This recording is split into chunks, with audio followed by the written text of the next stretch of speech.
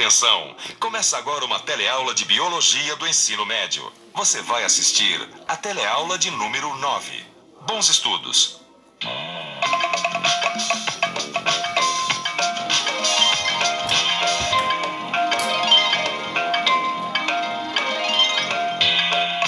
Oi, mãe, tudo bem? Que saudade! Eu também. Tudo bem por aqui? Tudo. Olha, eu espero não estar incomodando. É só o tempo que pâncreas. Um dos seus sintomas é a grande quantidade de glicose que a pessoa tem no sangue. E é grave? Se começar a cuidar logo, não. E hoje em dia já se conhece bem a doença e os medicamentos para tratá-la. Você já aprendeu muita coisa sobre o funcionamento do corpo humano no telecurso de Biologia. Quando se conhece bem um determinado processo biológico, fica muito mais fácil tratar e até mesmo curar as doenças humanas. Na teleaula de hoje, você vai conhecer um dos mecanismos de regulação que o corpo humano usa para se manter saudável: o controle da quantidade de açúcar no sangue. Vai aprender que a diabetes é uma disfunção desse mecanismo e como ela é tratada. E finalmente saber por que o diabético toma insulina todos os dias. Como que é o exame que você vai fazer, vó? É um exame chamado curva glicêmica. Ele mede a glicemia. Quer dizer, ele mede a quantidade de açúcar ou glicose que eu tenho no sangue. Grande concentração de glicose no sangue de uma pessoa é começo de muitos problemas. Mas não é bom ter bastante glicose no sangue? Não é a glicose que fornece energia pra gente? É, mas ela precisa estar dentro das células. O médico me explicou assim. Esse exame tem que ser feito pela manhã, antes da pessoa comer qualquer coisa. A concentração de glicose no sangue de uma pessoa normal em jejum fica na faixa entre 80 e 90 miligramas por cada decilitro de sangue. Ou seja, em cada 10ª parte de litro de sangue, tem cerca de 80 a 90 miligramas de glicose. Quando uma pessoa se alimenta, ela ingere uma grande quantidade de glicose através dos carboidratos. Por isso, 1 hora após a refeição, a concentração sobe para 120 a 140 miligramas de glicose por decilitro de sangue. 2 horas depois da absorção da glicose no intestino delgado, a concentração de açúcar no sangue volta ao normal. Um chazinho bem quente com adoçante, torradas, tudo bem leve até você fazer seus exames, mamãe. Não posso abusar comendo pães e doces para não aumentar a minha glicemia. E o que acontece quando aumenta muito a taxa de glicose? Produzir insulina. O órgão encarregado de manter o equilíbrio da taxa de glicose é este aqui, ó, o pâncreas. A insulina é um hormônio que provoca a rápida absorção da glicose pelas células musculares, células hepáticas e células adiposas. Quando há uma alta taxa de glicose no sangue, o pâncreas libera a insulina, que estimula as células hepáticas e musculares a transformar essa glicose a mais em glicogênio. O glicogênio é uma molécula enorme, formada por unidades de glicose. Fica depositada em forma de grânulos sólidos nas células do fígado e dos músculos. Quando o organismo precisa de glicose, utiliza o glicogênio. É uma reserva muito importante, já que as células do nosso sistema nervoso e os glóbulos vermelhos só conseguem obter energia a partir da glicose. Quando os músculos e o fígado não conseguem mais armazenar glicogênio, a glicose, que ainda está em excesso, vai para o tecido adiposo e é transformada em gordura. Se a pessoa não gastar essa gordura durante a atividade física do seu dia a dia, ela vai engordar. Até agora, são da insulina no corpo. Só que para manter o equilíbrio, o pâncreas produz uma outra substância antagônica à insulina, ou seja, contrária à função da insulina, o glucagon. Quando uma pessoa realiza exercícios físicos durante um certo tempo, usa muita energia.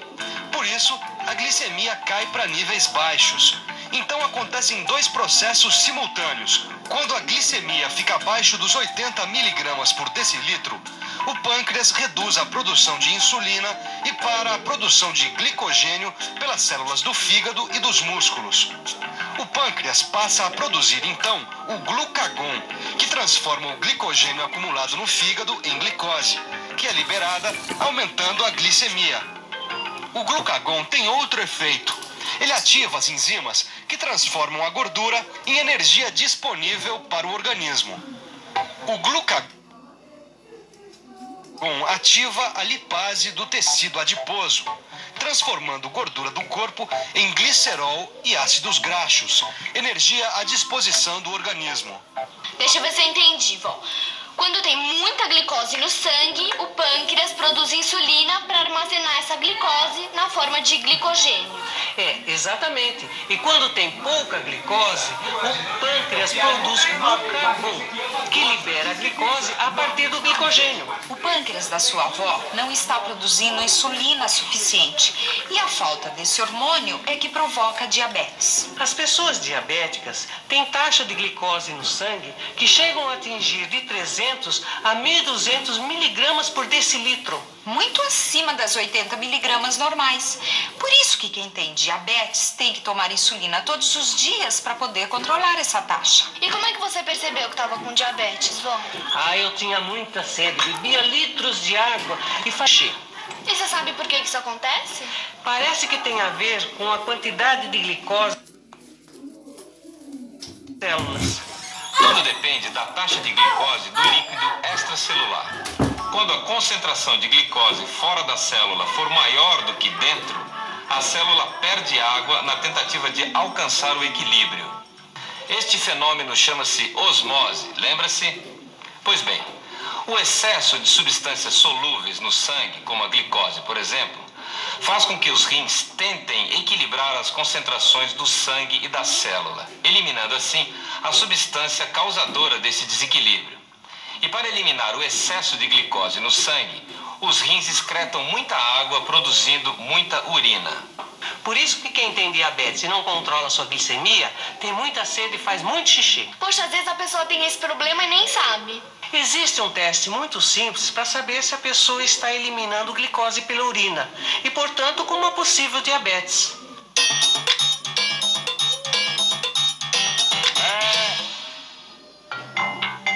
O teste consiste em molhar esta glicofita, um papel amarelado, em um pouco de urina e observar a mudança de cor.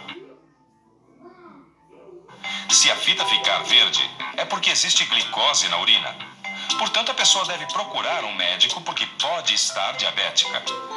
Ô mãe, quando eu perguntei se a doença era grave, você disse que hoje em dia dava para tratar. Mas e antes? Antigamente, muita gente morria por causa da diabetes. Ouça a explicação do médico. Em 1922, foi isolado pela primeira vez a insulina, possibilitando assim a cura de milhares de pacientes com diabetes. Até essa data, as funções orgânicas de um diabético iam se deteriorando rapidamente até a morte. A diabetes causa também anormalidade do metabolismo das gorduras e vários distúrbios celulares. Isso acontece porque a doença faz a pessoa perder proteínas. A falta de insulina faz com que haja uma disfunção no metabolismo das gorduras. Resultado: aumenta a taxa de colesterol e de outras gorduras no sangue e o paciente desenvolve outras doenças. O meu irmão, o tio Chiquinho, teve arteriosclerose por causa da gordura que ficou acumulada nas suas paredes, principalmente o colesterol. Daí o sangue teve dificuldade para circular.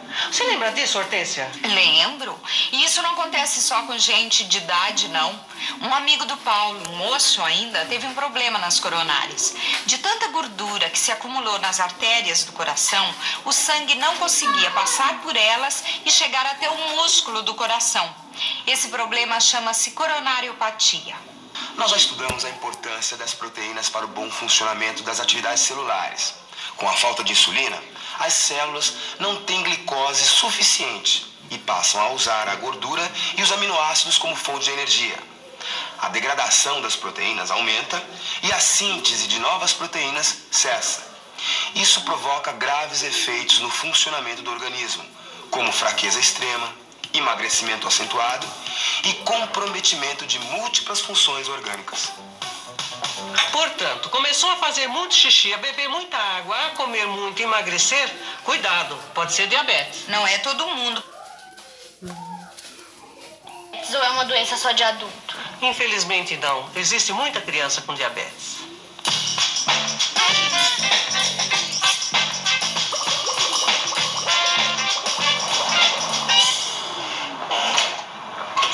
Oi, mãe. Oi. Este é o Marcos. Ele tem 15 anos e é diabético desde que nasceu. Todo mundo fica preocupado comigo por causa da minha diabetes, mas eu levo a vida normalmente. A diferença entre Marcos e outras pessoas da idade dele é que ele precisa tomar insulina todos os dias e ficar mais de olho na saúde. A diabetes costuma trazer problemas nas artérias, principalmente as do coração, e nos olhos, como catarata e problemas na retina. Por isso, o Marcos se cuida. Afinal, eu quero mais é viver. O meu médico deixa eu comer de tudo. Uma dieta completa, com proteínas, gorduras e carboidratos suficientes. Mas eu tenho que tomar insulina sempre, para metabolizar esses carboidratos. Veja agora várias formas da diabetes se manifestar. A diabetes... Metabolizar esses carboidratos. Veja agora várias formas da diabetes se manifestar. A diabetes juvenil, como a de Marcos, é hereditária. Isto é, a pessoa nasce com insuficiência de produção de insulina pelo pâncreas. Às vezes, uma infecção bacteriana ou virótica pode prejudicar o funcionamento do pâncreas, provocando uma diminuição da produção de insulina. Aí a pessoa fica diabética. E há também um tipo de diabetes que não é provocada pela falta de insulina.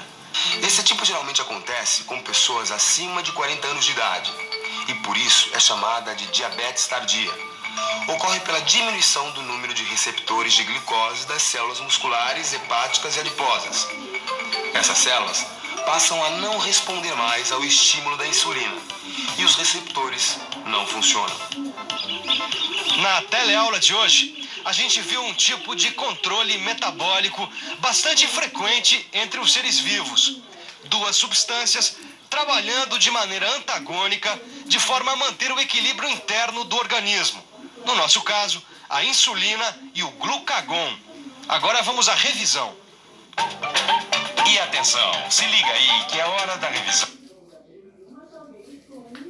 E o glucagon agem de maneira antagônica no controle da taxa de glicose no sangue. Aprendeu também que a diabetes pode ser hereditária ou ser adquirida através de alguma infecção bacteriana ou virótica que afete a produção de insulina pelo pâncreas. E que o tipo que geralmente atinge adultos com mais de 40 anos é chamado de diabetes tardia.